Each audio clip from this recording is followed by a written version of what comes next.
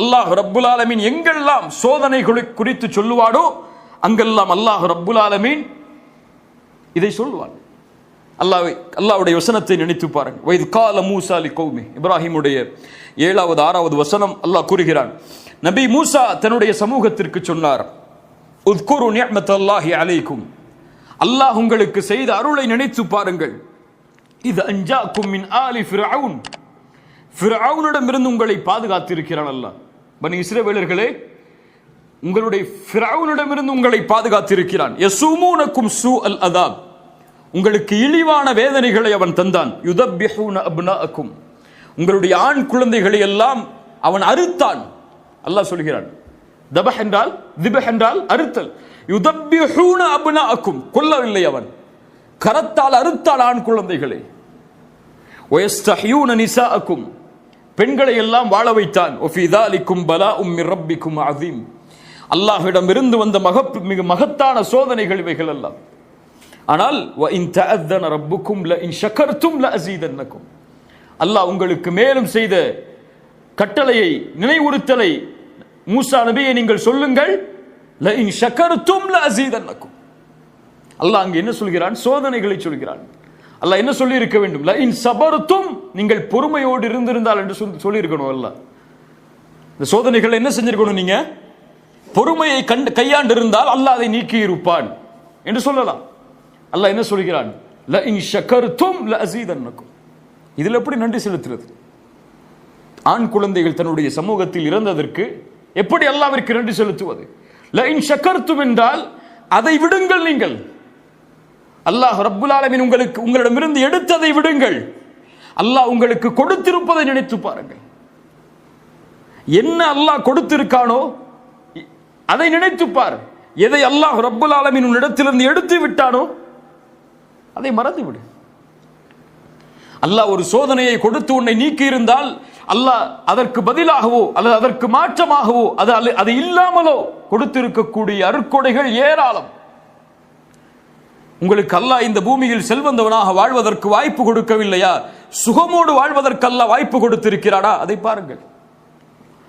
எத்தனையோ செல்வந்தவர்கள் தங்களுடைய செல்வத்தை எல்லாம் நோயில் அழித்துக் கொண்டிருக்கும் பொழுது உண்மையா?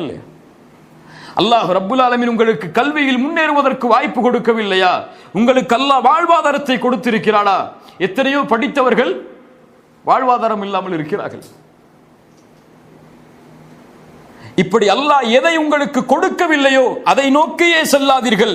அல்லாஹ் எதை கொடுத்திருக்கிறானோ, எது உங்களிடத்தில் இருக்கிறதோ அதை நினைத்துக் கொண்டு திருப்தி அடையுங்கள். நீங்கள் மிகப்பெரிய பணக்காரனாக இந்த பூமியில் வாழலாம்.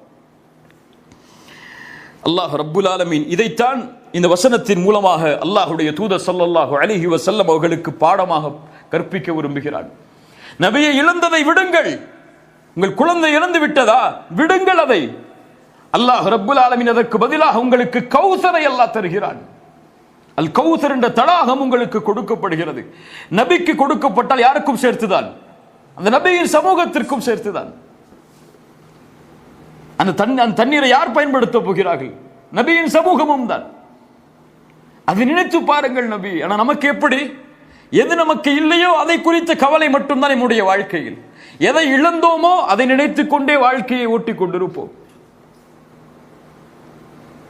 3 வேளை சாப்பாட்டுக்கு வழி இல்லாம ஒருவரை பார்ப்போம். ஆனா ஃப்ரிட்ஜில் பெப்சி இல்லைன்னா கவலைப்படுவோம்.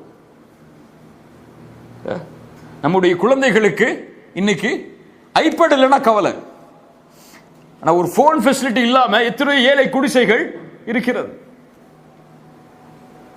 உண்மை இல்லையா? இப்படி அல்லாஹ் ரப்புல் ஆலமீன் இந்த வசனத்தின் மூலமாக நிரூபிப்பது, எது இல்லையோ அதை விட்டுருங்க. அது எது உங்களிடத்திலே சென்று விட்டதோ அதை மறந்து விடுங்கள்.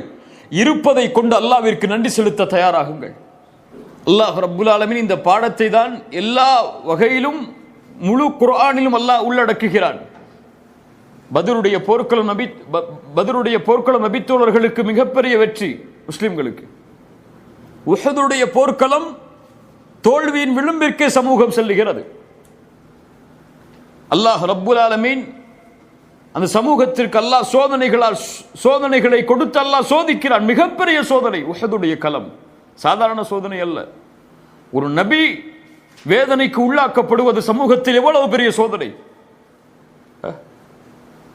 நபியின் பல் உடைவதற்கு காரணம் அமைகிறது. சஹாபாக்கள் புறமுகுது காட்டி ஓடக்கூடிய சூழல் ஏற்படுகிறது. எவ்வளவு பெரிய சமூகத்துடைய சோதனை. இந்த சோதனையில் இருக்கக்கூடிய மக்களை அல்லாஹ் திடப்படுத்த வேண்டும். வலா தஹினு வலா தஹ்ஸனு வ அன்துமுல் அலௌன இன் குன்தும் முஃமினீன். உஹதுடைய களத்திற்கு பிறகு இறக்கப்பட்ட குர்ஆனுடைய வசனம். நீங்கள் கவலைப்பட வேண்டாம், சஞ்சலமடைய வேண்டாம். நீங்கள் தான் உயர்ந்தவர்கள் முஃமின்களாக வாழ்ந்தால். என்ன அல்லாஹ் உருவாக்க விரும்புகிறான்? இழந்ததை நினைத்து பார்த்தே வாழ்ந்து கொண்டிருக்காதே. கிடைக்கப் போவது ஏராளம். அதை நோக்கி உன் பயணத்தை தொடங்கி செல். ஒன்று இழந்து விட்டதை என்று கவலையில் பின்னால் உன்னை தள்ளிவிடாதே. முன்னால் செல். அல்லாஹ் நீ முயற்சி செய்தால் அதை கொடுத்தே தீருவான். அல்லாஹ் அதை கொடுத்தே தீருவான். وَأَنْ لَيْسَ لِلْإِنسَانِ إِلَّا مَا سَعَى وَأَنَّ سَعْيَهُ سَوْفَ يُرَى. இந்த பூமியில் எல்லோரும் முடிவை எதிர்பார்ப்பவர்கள். என் புள்ள ஸ்கூலுக்கு போறானோ, இரவு முழுக்க விழிச்சிருக்காடா, அதை பத்திலாம் எனக்கு கவலை இல்லை. ஆனா எக்ஸாம்ல பாஸ் ஆயிரும். அப்படியே இல்லையா? ரிசல்ட் வேணும் எங்களுக்கு. கம்பெனியில் ஒரு ஆள் ஒரு ப்ராஜெக்ட் கொடுக்குறீங்க, அவர் ப்ராஜெக்டை எப்படி பண்றார், எந்த நேரத்தில் பண்றார், எப்படி முடிச்சார், அதெல்லாம் யோசிக்க மாட்டார். எங்களுக்கு ரிசல்ட் வேணும். இந்த கம்பெனியோட ஹெட்டுக்கு ரிசல்ட் வேணும். இப்படி இந்த பூமியில் எல்லோரும் முடிவை எதிர்பார்ப்பவர்கள். அல்லாஹ் ஒருவன் தான் முயற்சியை எதிர்பார்ப்பவன். அல்லாஹ்வுக்கு முடிவு தேவை கிடையாது. நீங்க இந்த எல்லையை அடைந்தீர்களா இல்லையா என்றெல்லாம் அல்லாஹ்விற்கு தேவை கிடையாது. அல்லாஹ்விற்கு தேவை என்ன முயற்சி எடுத்தாய் அதற்காக. இவ்வளோ நிகழ்வுகளை அதற்கு உதாரணமாக சொல்லலாம். அல்லாஹ் ரப்புல் ஆலமீன் முடிவை எதிர்பார்த்திருந்தால் எத்தனையோ நபிமார்களுடைய அழைப்பிற்கு ஒருவர் கூட பதிலளிக்கவில்லையே, அவர்களை நபியாக அல்லாஹ் அங்கீகரித்தாரே. மேல்லையா? நாளை மறுமையில் அல்லாஹ்வுடைய தூதர் சொன்னார்கள், மறுமையில் வருவார்கள் சில நபிமார்கள் சில மக்களோடு, ஒருவரோடு.